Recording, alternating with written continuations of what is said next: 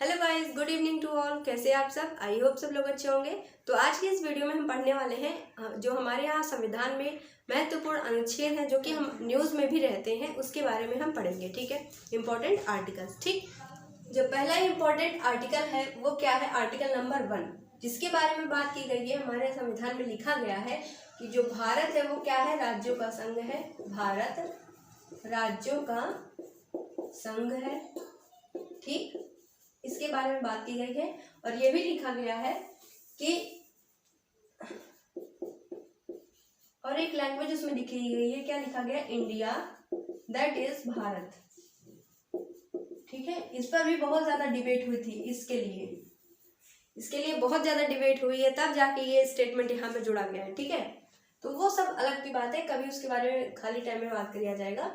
लेकिन अभी इंपॉर्टेंट हमें आर्टिकल पढ़नी। ठीक, आर्टिकल नंबर 2 क्या कहता है? नए राज्यों का निर्माण। क्या बोलता है?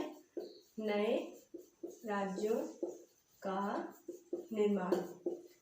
ठीक है, जैसे अच्छा मान लो अगर हम अभी क्या है, हम इंडिया को अगर श्रीलंका को एक आइलैंड छोटा सा जमीनी हिस्सा गिफ्ट कर दे तो वो कौन से आर्टिकल के तहत हमारे भारत का हिस्सा बनेगा? आर्टिकल नंबर 2 के तहत। ठीक, इतना पता होना चाहिए। आर्टिकल नंबर 3 क्या कहता है कि जो हमारे इंडिया की टेरिटरी है, लेकिन हम उसमें कुछ चेंजेस कर रहे हैं।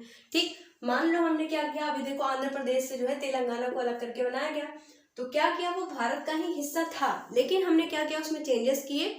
तेलंगाना को वहां से अलग किया, 10 जिले अलग हुए, तब जाके एक तेलंगाना राज्य बना 2014 में।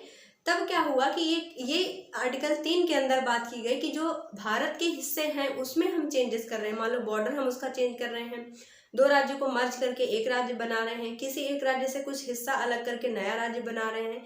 तो ऐसे जिस मान लो राज्य का नाम हमें बदलना है, तो ये सब चीजें क्या आती हैं? जो आर्टिकल है वो 3 के अंदर ये सब कहा गया है। ठीक, आर्टिकल जो 4 है, सॉरी यहाँ पे तो मैंने लिखा ही नहीं, पुराने राज्यों में परिवर्तन। अभी जो मैंने आपको बताया वो समझ गया ना आप? अभी जो मैंने आपको बताया आप समझ गए ना कि क्या परिवर्तन होना है? नाम बदला जाएगा, बॉर्डर बदला जाएगा, किसी 2 राज्य को मर्ज करके एक बनाया जाएगा, एक से अलग करके कुछ हिस्सा एक नया राज्य बना दिया जाएगा। तो ये सब चीजें किस में आती हैं? आर्टिकल नंबर 3 में आती हैं। ठीक, आर्टिकल नंबर 4 में क्या कहा गया है? 2 और 3 के अंदर जो भी परिवर्तन किए जाते हैं वो संवैधानिक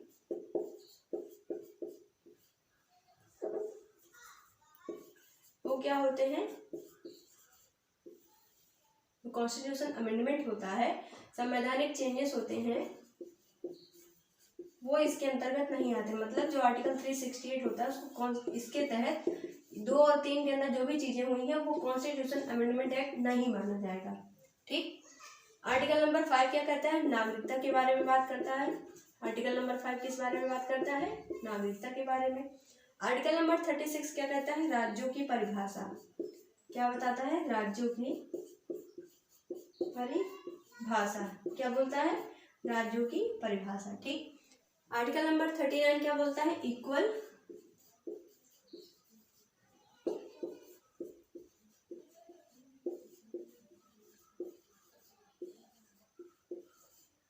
equal and free legal aid के बारे में बात करता है। ठीक है, जो हम बोलते हैं ना कि कोर्ट्स में क्या होता है, सरकारी वकील मिलते हैं, तो ये सब जो होता है वो क्या होता है? इसी आर्टिकल के अंदर होता है, 39A के अंदर। ठीक है, अब चलिए बात करते हैं हम कुछ और आर्टिकल्स की।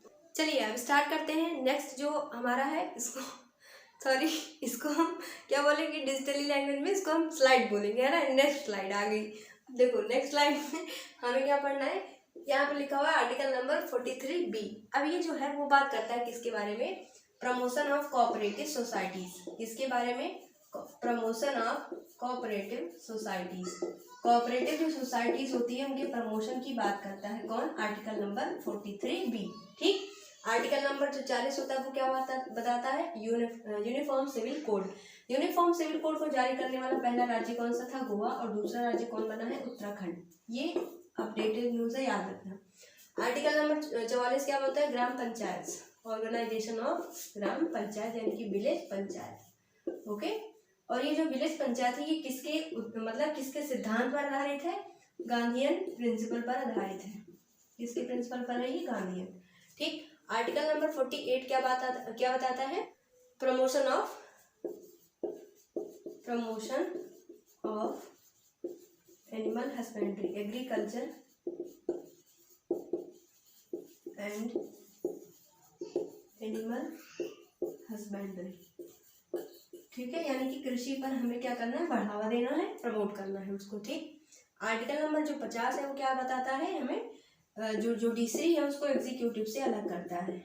जुडिशरी को किससे अलग करता है, एग्जीक्यूटिव से। किससे अलग करता है, ये वाला आर्टिकल बहुत पूछा जाता है, इसको ध्यान रखिएगा। ओके, आर्टिकल नंबर जो 51 में क्या बताता है, अंतर्राष्ट्रीय सुरक्षा और शांति की बात करता है। ठीक है, तो इंटरनेशनल पीस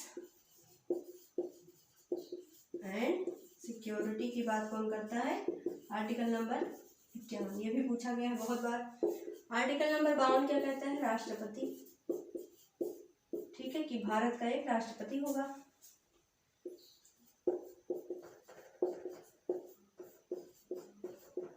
या फिर हम ऐसे इसको लिख सकते हैं कि भारत का क्या होगा, एक राष्ट्रपति होगा।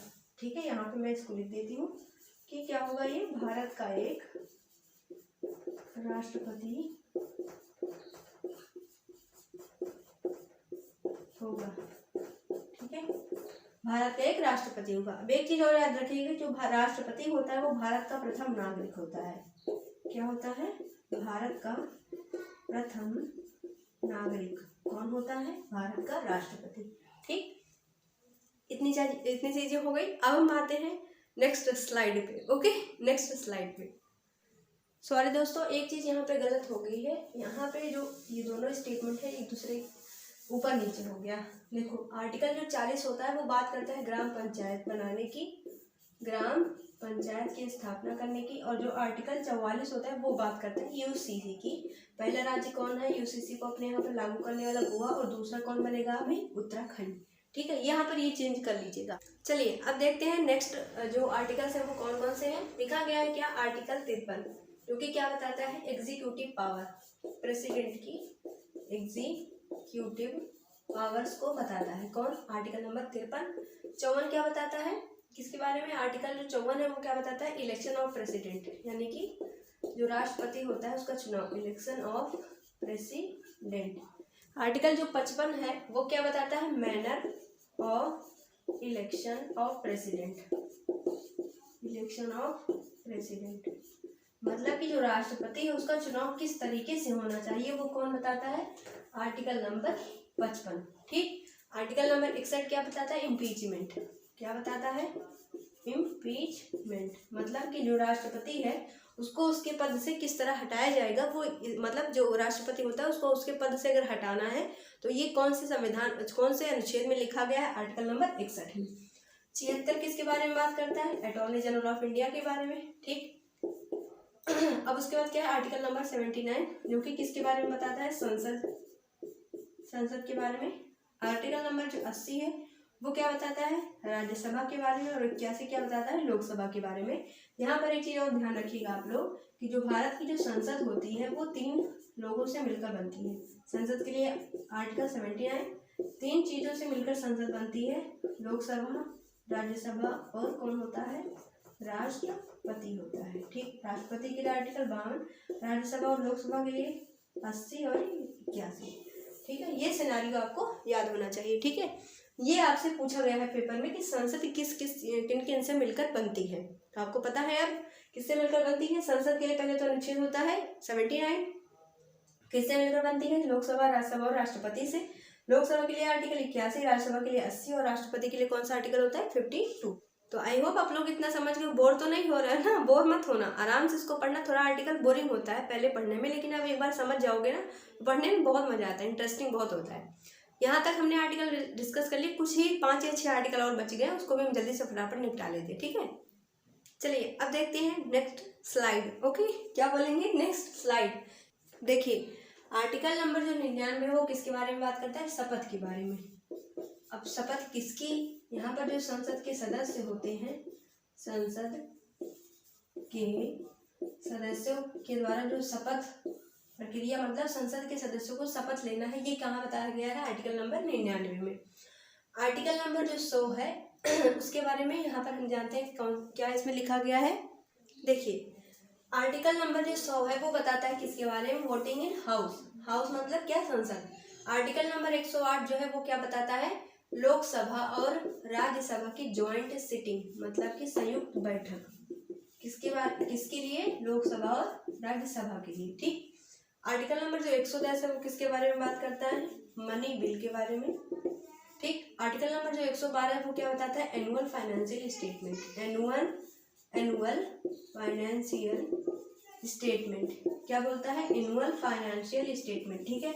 एनुअल फाइनेंशियल स्टेटमेंट को हम क्या कहते हैं, बजट कहते हैं। अब यहाँ पर क्वेश्चन ये पूछा गया कि क्वेश्चन पेपर में आया कि बजट के लिए हमारे संविधान में कौन सा अनुच्छेद है, लेकिन जो बजट शब्द है वो हमारे संविधान में मेंशन ही नहीं है, तो कौन सा आर्टिकल इसके लिए होगा, कोई आर्टिकल नहीं होगा। बजट तो हमारे शब्द में ये पढ़ा, बजट के लिए आर्टिकल 112 होता है, लेकिन बजट शब्द हमारे संविधान में मेंशन नहीं है। इसकी जगह पर क्या बोला गया है, एनुअल फाइनेंशियल स्टेटमेंट। यहाँ पर जनरल भाषा में इसको हम बजट बोलते हैं, इतनी बड़ी लैंग्वेज तो कोई बोलेगा नहीं, तो इसके लिए एक छोटा शब्द हमने यूज कर रखा है, क्या, बजट। लेकिन इसके लिए हमारे संविधान में जो मेंशन है वो क्या है, एनुअल फाइनेंशियल स्टेटमेंट। इसके लिए हमारे संविधान में क्या है, 112 बजट, ठीक है। इसका जो आंसर है वो किस पे डिपेंड करेगा, हमारे क्वेश्चन पे डिपेंड करेगा। क्वेश्चन का आंसर ऑप्शन जिस हिसाब से होगा, जिसे क्वेश्चन एग्जाम में जो ऑप्शन देगा उसी हिसाब से तो हमें आंसर करना पड़ेगा। लेकिन इसके बारे में आपको बेसिक पता होना चाहिए कि बजट शब्द हमारे संविधान में मेंशन नहीं है, उसके जगह पर क्या लिखा गया है, एनुअल फाइनेंशियल स्टेटमेंट, ठीक। कौन से आर्टिकल में है, 112 में है। ओके, इतना आई होप आप लोगों ने समझ लिया होगा। मैंने कहा था, आपको प्रॉमिस किया था कि 1 से लेकर 100 तक के आर्टिकल मैं आपको बताऊंगी। ये आज पार्ट 1 है, इसके बाद जो पार्ट 2 आएगा उसमें 200 से आगे तक की जितने भी आर्टिकल इंपॉर्टेंट है वो एक साथ हम उसको पढ़ेंगे, ठीक है। तो वीडियो को एंजॉय आपने जरूर किया होगा, समझ में भी आया होगा, ऐसा तो नहीं है कि नहीं समझ में आया होगा इतनी देर पढ़ने के बाद, ठीक है। चलो मिलते हैं अगले लेक्चर में, see you soon in the next video. Okay, thank you.